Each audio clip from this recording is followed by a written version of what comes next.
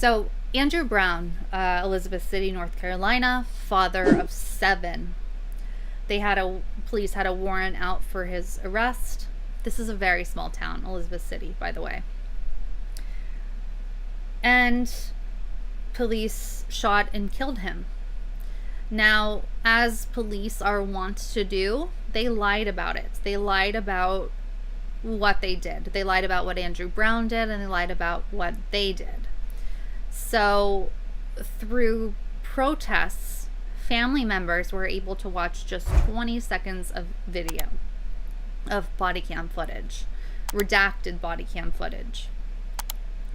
And through that and through independent autopsy, it was determined that Andrew Brown was killed with a shot to the back of the head.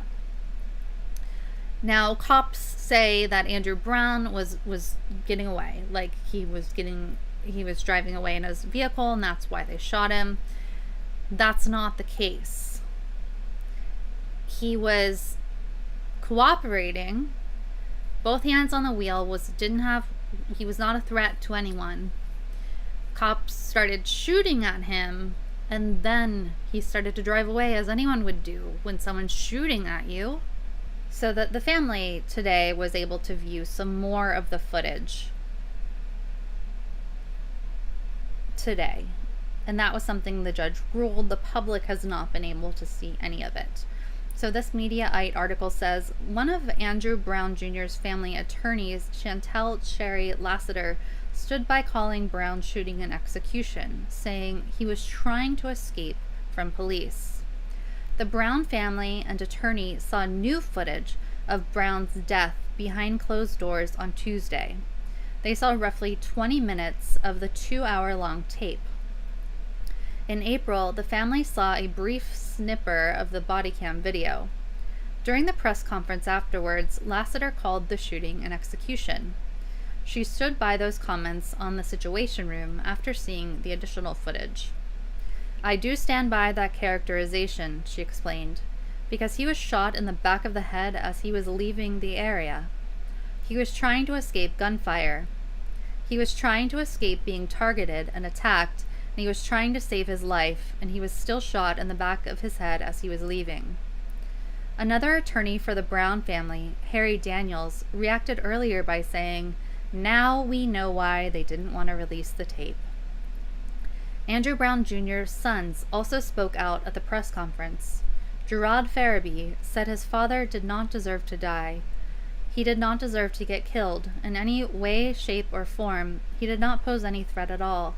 There's no way this could be justified. Lassiter continued the family's call for the complete footage to be released.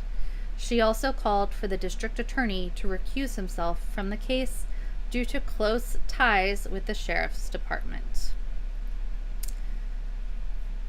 So that is the latest update. As is expected, the family and the attorneys did not get to see much of the footage. It's more than the 20 seconds that they were able to see before, but 20 minutes is still not the full 2 hours. And I'm uncertain if they were able to see all of the angles. There were multiple body cams. And this was redacted. So when the judge ruled on this, he said that things needed to be redacted, such as faces and things like that. And the fact that this needed to happen, that things needed to be redacted, that it needed to be delayed for so long, is highly suspicious. And Status Coup was on the ground covering the protests and marches and memorials for Andrew Brown. And over, we heard people say that they suspected that this was a cover-up, unequivocally. We heard from Andrew Brown's neighbor, who was an eyewitness to his murder. She stated what happened.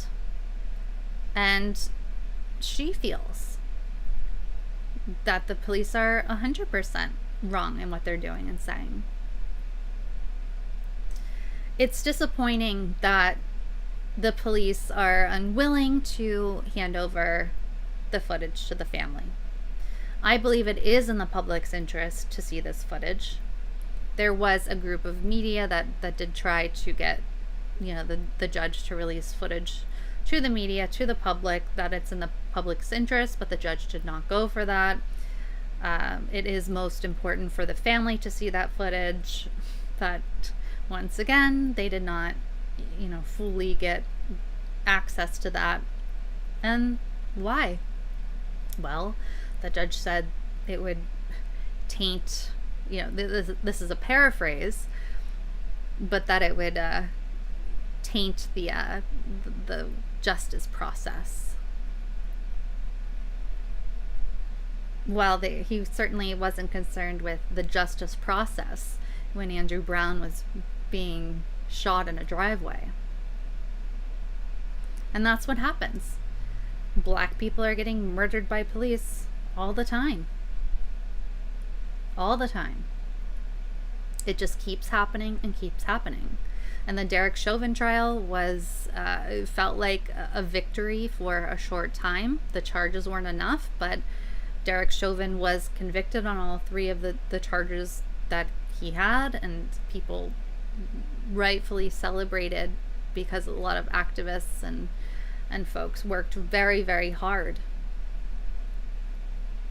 But that wasn't the system working. That was people working. That was people working and pressuring the system. So what now? Well, the powers that be are hoping everyone goes back to sleep. Andrew Brown's story, I don't think is going to make mega headlines. What happened today isn't going to make mega headlines.